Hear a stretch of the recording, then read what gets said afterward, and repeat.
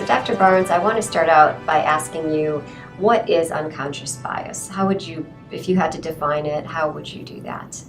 The textbook definition of unconscious bias, also known as implicit bias, is basically a prejudice or an unsupported judgment about an individual, a group, or an institution that is based on, again, either limited or faulty information.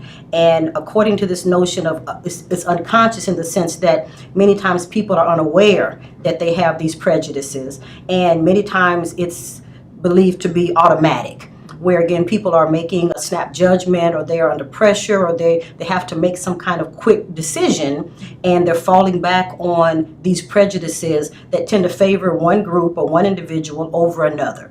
There are definitions in sociology and in cultural studies that suggest that there's a tendency for unconscious biases to be negative. Why is that? Well, that's because they're often informed by stereotypes and prejudices in the larger society. And those macro-level systemic forces shape and influence this concept called unconscious bias. And the second piece is that once we can identify unconscious bias, then there's a saying, you do better when you know better. And so part of this is, how do we identify these biases? How do we think about the implications, and how do we potentially counter them in thoughtful and holistic ways? So Dr. Barnes, what resources is the office putting in place to address unconscious bias? This focus on unconscious bias in terms of trainings and workshops is one of the first systematic initiatives that is emerging from the Chancellor's report on diversity. And it's really exciting because it's reflective of a collaboration between the Office of EDI, between the Provost's office, as well as between the Office of Administration. Tell me more about the time frame that faculty, staff, and students can look forward to in terms of training and things.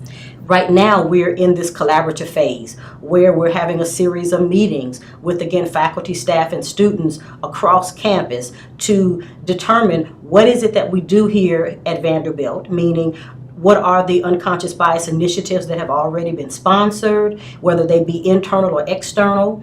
What kinds of other diversity initiatives do we have in place? Who are the people who spearhead those activities? Are there certain units on campus that tend to spearhead those types of initiatives? Basically, what kind of capital do we currently have in place? What are we doing? What are we doing really well? And how can we harness the existing human capital, the existing processes towards this effort called unconscious bias? So we're engaging in a series of meetings. We created a catalog of different activities, different courses, different workshops, different programs that have been put in place on campus, so we can identify, again, what is it that we're doing already, and use that as a stepping stone to figure out, well, how can we channel that information towards this effort called unconscious bias? How can we create this model? And I'm calling it a model because I'm suggesting that it is reflective of a process.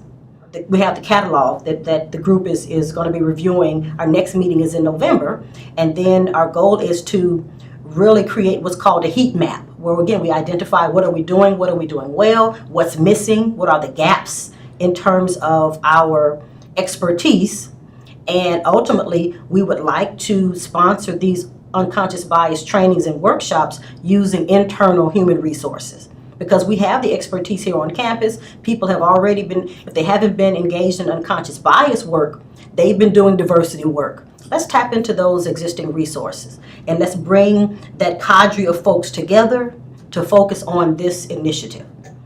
And I'm excited about, again, this collaborative effort. There are a lot of people on campus who are interested. We have, again, persons who are experts in diversity, and we're tapping into those skills. And so that's what's really exciting about it, that this is literally a collaborative effort. And that's the reason why I'm very, very optimistic about the implications and the outcomes. Because if we can get faculty, staff, and students involved in the development of this model, and we can also encourage them to participate, then it increases the chances that we're going to really experience this notion of inclusive excellence in a much more concerted, consistent way.